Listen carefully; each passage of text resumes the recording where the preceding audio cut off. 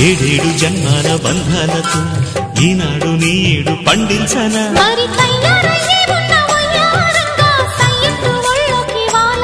చూసుకొచ్చానమ్మా చూడు ఉత్సాహంగా చిన్నారి వన్నెల్ని ఏలంగా ప్రతిక్షణం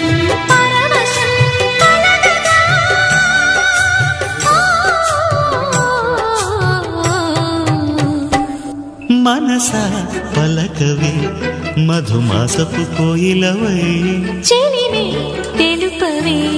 చిగురాశల గీతికవై